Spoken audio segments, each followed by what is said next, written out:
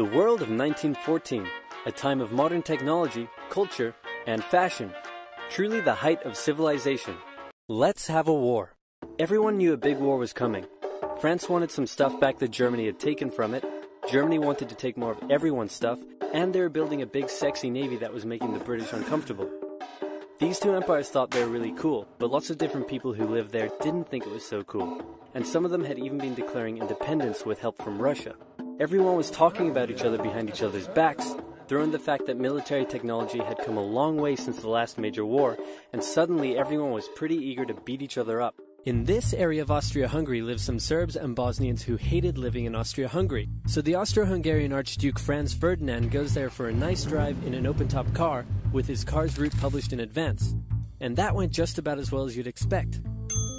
Some assassins were waiting for him along the way and threw bombs at his car, but they missed and blew up some officers behind him instead. So the Archduke goes into hiding, leaves Sarajevo, and the whole war never happens. Except no, the Archduke doesn't leave, but instead goes back out in the open-top car to visit the injured officers in hospital. The driver takes a wrong turn and by sheer coincidence gets stuck beside one of the failed assassins, who shoots him. Austria-Hungary is understandably pissed about all this, and they think the Serbian government had something to do with it, which they might have. So they go to their ally Germany and say, "Hey Germany, we're going to declare war on Serbia," and Germany is all for that. So Austria-Hungary send a big list of impossible demands to Serbia, and when Serbia refuses, they declare war. Austria-Hungary and Germany are friends, and Serbia is protected by Russia, who's friends with France, so they'll declare war on each other. Montenegro joins in too. France and Britain also have a kind of alliance, so when France says, "Hey Britain, you got my back?" Britain is like, maybe. And then they decide to stay out of it, which is great for Germany because Germany has a plan. They know that Russia is so big and clumsy that it will take them a while to get ready for war. So with this guy in charge, Germany will send all its troops into France at lightning speed while Russia's getting ready, defeat France, then move all the troops to Russia and defeat Russia, and then we all speak German and eat Pfefferpottast every day. Just one problem. France has loads of forts and defenses along its German border, and Germany can't waste any time fighting them, so Germany decides to go around them, through Belgium.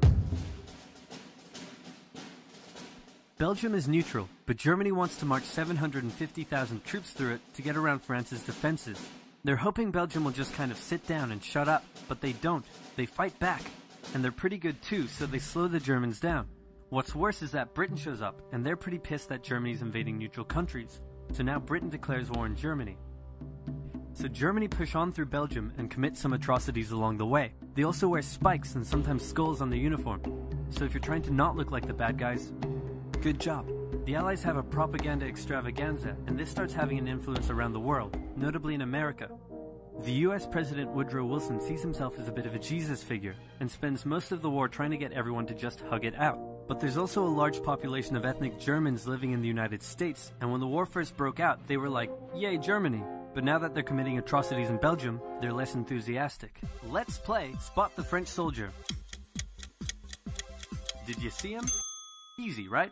He's wearing a bright blue uniform with red trousers. And do you know who else spotted him easily too? The Germans. So when the French were slowly marching in columns through the countryside, the Germans easily tore them to shreds with their giant guns. All the nations involved in this war went in with an old-school war mentality, and all of them had to update their uniforms and tactics a lot during the Great War. Because this war was going to be like nothing anyone had ever seen before. Russia's ready for war, and way earlier than expected. Hey Austria-Hungary, can you get on top of that? Oh yeah, sure, we've got this. Nope. So Germany has to send some troops back to the east to defend against the Russians. The chief of staff of the Austro-Hungarian army is this guy, and although he is handsome, he turns out not to be the best military strategist. Austria-Hungary constantly ignores Germany's advice, and then comes running back to Germany whenever they get in trouble. It repels all their invasion attempts at the start of the war. It's better news for Germany in the north though, where they almost completely wipe out the Russian Second Army. Back on the Western Front, the Germans continue advancing and are in sight of Paris. At this point, anyone would be forgiven for thinking the Germans were going to get that quick victory after all, but then things start to go wrong. The French commander-in-chief knew something had to be done, and he ordered his armies to stop retreating. In the resulting battle, a gap opened up in the German lines. If a gap opens up, the enemy can use it to flank you from the side and behind, so the German armies have to retreat. The Allies launch a counterattack, so the Germans dig into defensive positions. The Allies do the same. Then both sides move north, trying to outflank each other along the way. When they reach the sea, they're in a stalemate with trench systems running the whole way from the coast to Switzerland, the beginning of trench warfare on the Western Front. Here's how trench warfare works. Two opposing lines of trenches with no man's land in between. One side would pummel the other with hundreds of thousands of artillery shells, sometimes for days at a time. This had a huge psychological effect on the soldiers, leaving many shell-shocked. Then, the attacking troops would leave their trenches and rush across no man's land, a muddy wet mass of shell craters and barbed wire. The defending trench would unleash machine gun fire on the attackers, inflicting thousands of casualties. The attackers would send wave after wave until either they gave up or the opposing trench was finally overrun. There would be months of fighting and the deaths of thousands in order to gain a few meters or kilometers of land. Living in the trenches was hard work too. Corpses, mud that could swallow you whole, pools of poisonous water, rats, disease, the smell. It's insane that millions of soldiers put up with these conditions and commanders ordered them to do so for years.